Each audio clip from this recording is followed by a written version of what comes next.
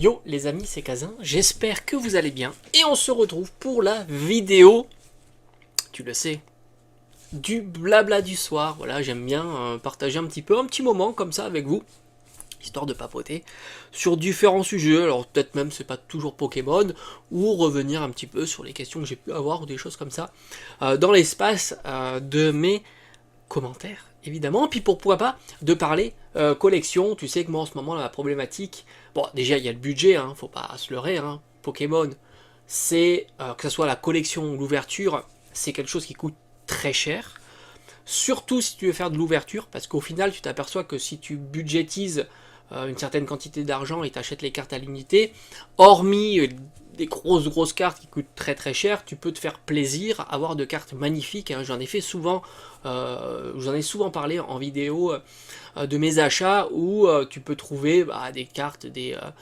petites SAR, des petites AR qui coûtent 3 fois rien, et oui même des SAR de Écarlate et Violet, et même des alternatives type texturées, et même pas que, hein. Tu peux même avoir des alternatives de Evo Céleste. Alors évidemment, hein, on ne sera pas sur les évolutions, on ne sera pas sur des Rayquaza, mais tu prends un petit Duralugon qui est magnifique, ça vaut 20 balles, hein, tout simplement. Je l'ai même vu passer une fois à 15 euros, je t'assure.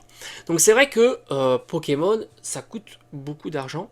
Alors l'avantage de la collection de cartes, c'est que ça prend pas trop de place. Voilà. C'est vrai que les cartes, surtout si tu fais pas de l'ouverture, mais uniquement de l'achat de collection de cartes, ça prend pas trop de place. Dans un classeur, tu peux ranger des centaines de cartes sans trop de difficulté. Mais si c'est vrai que tu veux du scellé, le scellé c'est une catastrophe. Niveau place, je pense que c'est une des collections qui occupe, alors évidemment pas, je dirais le plus de place, oui et non, hein.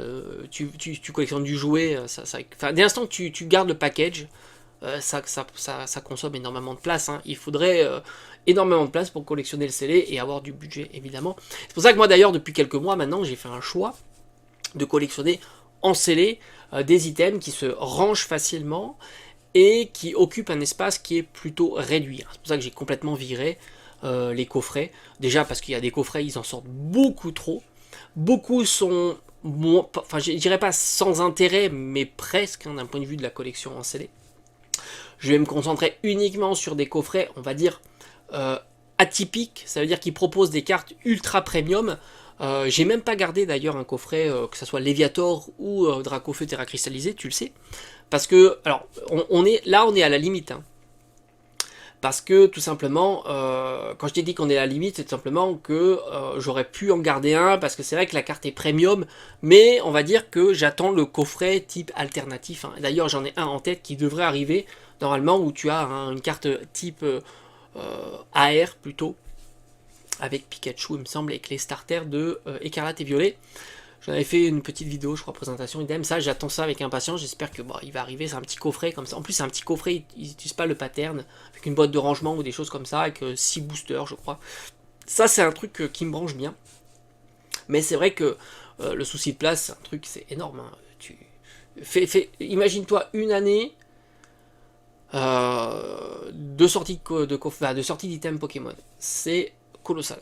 C'est vraiment colossal. Tu t'aperçois qu'il y a énormément entre les coffrets, les Pokébox, les tripacks, encore les tripacks ça prend pas trop de place, mais les ETB, etc. C'est une tannée, et après tu rajoutes en plus les displays, etc. C'est assez fou. Donc c'est pour ça que moi, niveau collection, je me suis centré sur quelques items et pas plus, et puis à un certain moment, il va falloir que je réduise encore, parce que à chaque fois que tu prends des items, tu rajoutes, hein. Et il faut plus de place. Et j'en aurai pas dans les, on va dire dans les années à venir, j'aurai pas de place supplémentaire, hein. Ça c'est sûr quasiment à 99%. Et c'est vrai que c'est pour ça que je fais très attention à ça. Et c'est pas pour ça, je le répète souvent, parce que c'est vrai que je l'ai souvent dans mes espaces de mes commentaires ou autres. C'est pas parce que l'item n'est pas intéressant en soi à garder en scellé. C'est deux choses différentes. C'est comme souvent on me demande tout un tas de trucs, présenter mes items de collection, mes items scellés, etc. Mais j'ai déjà fait en vidéo plusieurs fois, donc il suffit d'aller fouiller. Et c'est vrai que quand tu es nouveau venu, ou que tu me suis depuis peu, tu as tendance à pas regarder ce qui a été fait, on va dire, sur la chaîne. Et c'est vrai que j'ai déjà présenté quasiment l'intégralité de mes items scellés, hein, que ce soit sur XY et sur Soleil et Lune. et une grosse partie de épée bouclier a été présentée largement sur la chaîne. C'est comme aussi les sleeves que j'utilise ou des choses comme ça, je le répète souvent, mais voilà, c'est des choses que je dis assez régulièrement, et comme aussi les bonnes affaires, où on fait les bonnes affaires, les soldes, etc. Les boutiques mon circuit de boutique que je fais régulièrement, tout ça, ça a été dit. Si tu me suis depuis de longue date, tu sais tout ça depuis très très très très longtemps. Et je peux pas le redire à chaque fois que je fais une vidéo, des choses comme ça. Tout simplement. Et puis il y a aussi un sujet que j'aborde quasiment pas, c'est vrai. Et on me pose aussi la question, enfin du moins c'est déjà arrivé, c'est la gradation. Alors c'est vrai que pour moi la gradation c'est assez... Alors déjà j'en vois pas de cartes à grader. Ça c'est un truc que je ne veux pas faire. Voilà. Je l'ai fait par le passé. Je te cache pas, hein, je l'ai fait par le passé. J'ai testé, on va dire, entre guillemets testé. Hein. J'ai pas vraiment testé, j'ai voulu voir comment c'était. 2 sociétés de gradation, là aussi si tu me suis depuis un petit moment tu le sais. C'est pas très très compliqué, d'ailleurs tu le vois hein, de temps en temps hein, quand je présente des cartes ou des choses comme ça. Et pour moi c'est assez simple, hein, la gradation. C'est un phénomène qui a explosé depuis quelques années avec l'explosion de Pokémon. Donc c'est-à-dire en gros si tu le situes c'est 2020, 2021, 2022 quoi, grosso modo. Qu'est-ce qui s'est passé? Bah oui, parce que grosso modo, alors avant tu pouvais pas envoyer chez PSA. PSA ne gradait je crois que le set de base. De mémoire, c'était ça. Par conséquent, tu devais te rabattre sur les sociétés soit européennes, soit françaises. Il y avait uniquement... Alors, je crois qu'il y avait, de mémoire, la plus ancienne. Là, encore une fois, à prendre avec des pincettes. Hein, je suis pas un pro. Pro gradation. Mais de mémoire, il y avait PCA, qui était, je crois, la plus ancienne. Et après, tu as eu aussi... assez ancienne aussi. Il me semble qu'elle était assez ancienne. C'était MTG. Voilà. Et ça tombe bien, c'est les seuls que j'ai tout simplement... j'ai pas envie de dire tester, hein, que j'avais juste envie d'avoir quelques boîtiers, de voir un peu comment c'était. Et c'est vrai qu'à un certain moment, eux, ils étaient complètement dépassés par la quantité d'envoi de cartes, parce qu'on était voilà, dans l'euphorie Pokémon, où les gens envoyaient pour vendre, pour avoir dans leur collection, et pour vendre, etc. Et eux ont été, c'est vrai, à l'époque, hein, dépassés par la quantité exceptionnelle qu'il y a eu, et par conséquent, il y a eu des rallonges de temps colossaux, etc. Bon, bref, tu connais l'histoire. Et par conséquent, il y a eu énormément de sociétés qui ont été créées durant cette période. Et entre-temps, après, PSA, tu l'as remarqué, qu'est-ce qui s'est passé? PSA, il gratte toutes les cartes. Françaises, étrangères, etc. Donc il y a eu cette création énormément de sociétés. Alors je ne sais pas combien il y en a eu de françaises, mais il y en a eu des tonnes. Tu peux les trouver facilement, il y a même quelques sites qui les recensent, qui les testent, qui font les durées, les prix, etc. Mais tout ça évolue évidemment avec le temps. Et c'est vrai que ça dépend de ton objectif, évidemment. Hein, quand tu fais... Moi, comme je t'ai dit, j'envoie plus de cartes, tout simplement. Parce que déjà, c'est un budget qui est conséquent. Et faut voir pourquoi tu envoies des cartes. Et je les trouve plutôt bien, mes cartes, dans les classeurs, tout simplement. C'est vrai que si tu les as en gradation, elles sont plus dans tes classeurs. Ça aussi, c'est comme ça. Tu peux plus me faire des classeurs à thème, par exemple, avec tes cartes les cartes sympas, tout ça. Et c'est vrai qu'il y a eu donc cet engouement, plein de sociétés créées. Et puis c'est vrai qu'en règle générale, il y a des frictions. Hein. Tu sais très bien, le marché... Surtout que maintenant, le marché, il se rétrécit. Tu l'as compris, on n'est plus au pic où il y avait énormément de cartes qui étaient envoyées. Par conséquent, le marché s'est rétréci, donc il y a encore plus de tension, hein, tu l'auras compris, parce que les sociétés sont là pour perdurer dans le temps. Et avec le marché qui se rétrécit, ils sont obligés de grader d'autres TCG, ils sont obligés de se diversifier, comme on dit, proposer d'autres services aussi. C'est pour ça qu'on a vu arriver des étiquettes personnalisées, on a vu tout un tas de trucs. On a vu vraiment tout un tas de services autour de la gradation, des supports et que sais-je. Et c'est vrai que c'est un sujet un petit peu sensible, hein, on va pas se cacher, parce que derrière il y a une société, il y a des employés, etc., hein, ce qui se comprend.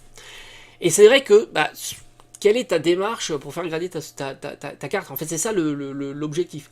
Si tu as une carte que tu as envie de faire grader qui est juste pour le plaisir de l'avoir sous un boîtier, pourquoi pas avoir une note, parce que voilà, quand tu as une carte ancienne, t'es pas sûr de savoir si elle est en état 7, 8, 9, hein, tout ça c'est ok. Là tu peux toi-même faire ta propre sélection, parce que si tu veux un boîtier, esthétique, on va dire comme un peu un cadre que tu mettrais dans un tableau ou une photo, bah, tu y vas dans comment dire, dans la société que tu trouves qui propose le boîtier le plus beau, hein, tout simplement. Et là, bah, c'est propre à ton goût, il n'y a pas de discussion possible sur ça. Certains proposent des étiquettes personnalisées, c'est plutôt rigolo. Moi j'aime bien, hein, moi tu sais que j'aime bien le côté un petit peu artistique, hein. Regarde les cartes que je peins, on va dire entre guillemets. Donc moi je trouve ça plutôt intéressant, mais l'objectif n'est pas le même, hein, tu l'auras compris. C'est pour ça que l'objectif de ta gradation est important de savoir quel est l'objectif.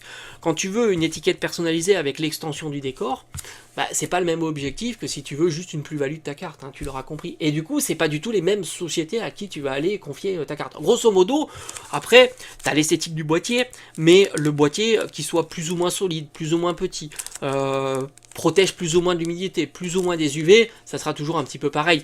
Parce que là aussi, il faut pas se leurrer, hein. Un boîtier transparent, il protégera pas à 100% des UV, hein. Ça c'est clair, les UV sont absorbés par la teinte, hein. Donc forcément, d'ailleurs, c'est comme ça que ça fonctionne. Donc forcément, s'il est exposé au quotidien au soleil, eh ben, elle va ternir la carte, c'est évident, même si elle est sous boîtier. Et c'est comme l'humidité. Les boîtiers comme ça protège de l'humidité, voire même certains disent que l'eau ne rentre pas, ce qui est certainement vrai. Mais avec le temps, est-ce que la fixation ultrason, je crois que c'est pas presse ultrason ou que sais-je, peu importe la façon dont c'est pressé, mais ils utilisent tous le même procédé.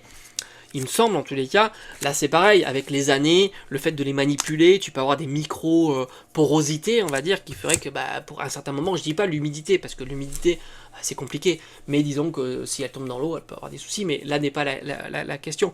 Et c'est vrai que la problématique, après, si tu veux juste pur et dur de la plus-value, on va dire, bah, là aussi il n'y a pas de débat.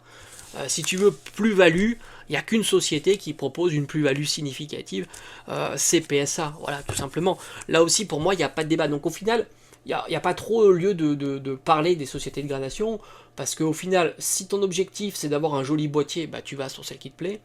Si ton objectif c'est d'être renseigné sur l'état de la carte, là j'ai envie de dire...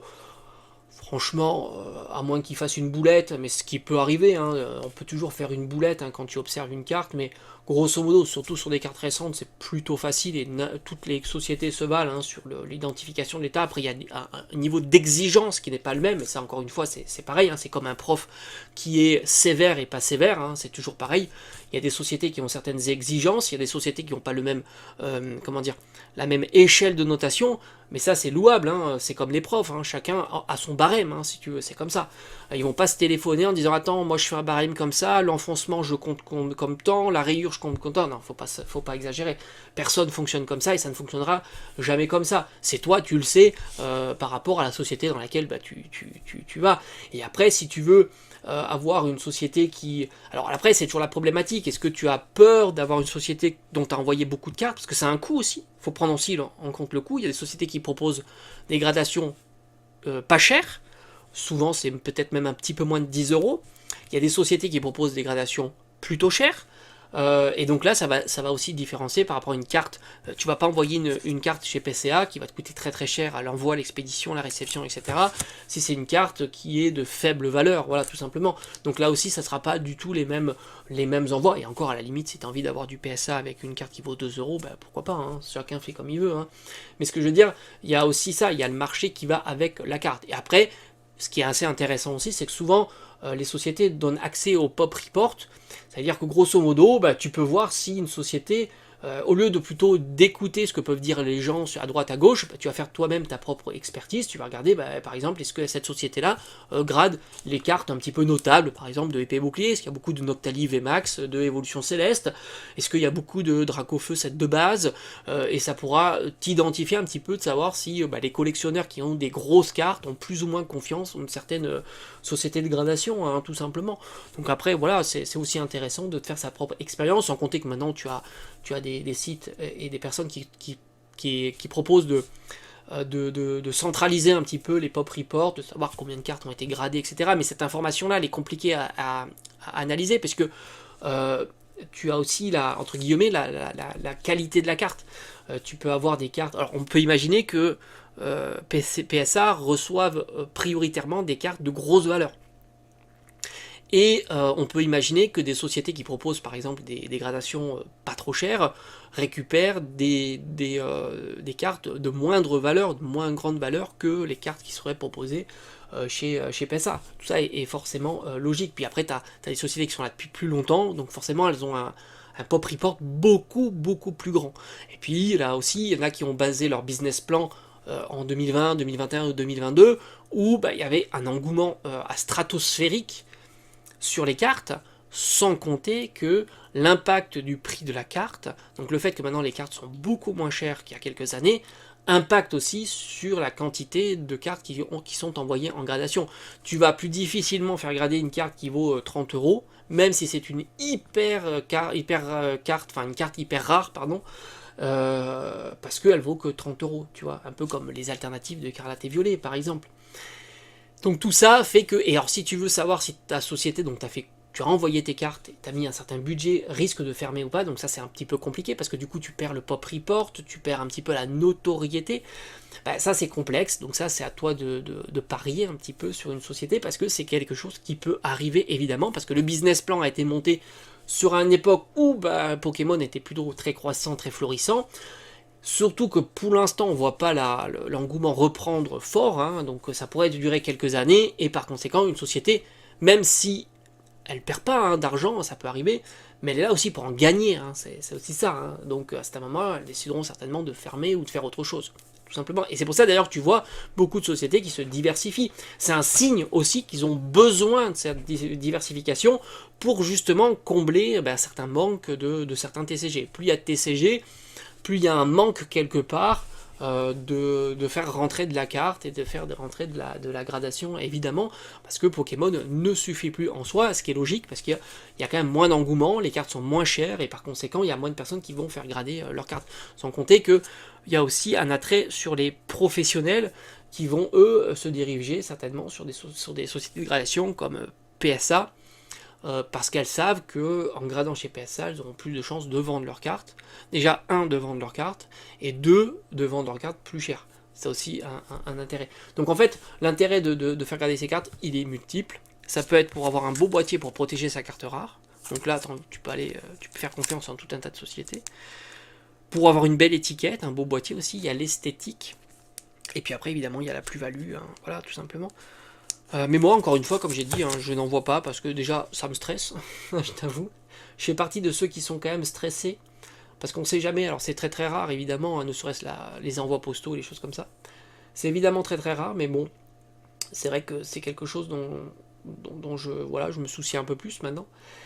Et que, pour moi, voilà, je pense que si je devais envoyer mes cartes, j'irai l'envoyer chez PSA tout simplement parce que c'est lui qui propose, on va dire, le service qui offre, en tous les cas, la plus l'augmentation du prix de la carte, tout simplement. Voilà, même si je trouve que son boîtier, alors si je donne un avis sur son boîtier, je trouve que c'est pas le plus moche, c'est pas le plus joli. L'étiquette, c'est pas la plus laide non plus, mais c'est pas la plus cool. Donc au final, voilà, je suis plutôt mitigé. Maintenant, si je devais envoyer des cartes plutôt bon marché, je sais pas. Franchement, je sais pas vers qui j'irai. Il y en a que je suis moins fan que d'autres, mais je vais pas polémiquer là-dessus parce que c'est pas le débat du sujet. Puis je sais que c'est sensible, c'est très, je sais pas pourquoi, hein, mais le sujet est plutôt sensible et on verra plus clair dans quelques années. Hein, là aussi, hein. Il sera moins sensible dans quelques années où les choses seront plus lisses, on va dire. Sur tout ça, sans compter que oui, je pense que dans quelques années, alors soit il y aura de la diversification, dans le sens où les sociétés vont peut-être proposer autre chose, tout simplement. Mais moi, j'aurais plutôt dans l'idée, si tu veux, si je devais mettre des cartes dans des boîtiers, peut-être moins Pokémon, mais plus sur d'autres séries, voire même du Panini, des choses comme ça. Alors là, du coup, il faut aller sur des sociétés qui proposent ce genre de service, tout simplement. Voire même, pourquoi pas, mettre mes petites créations sous boîte. Allez, je te dis à bientôt.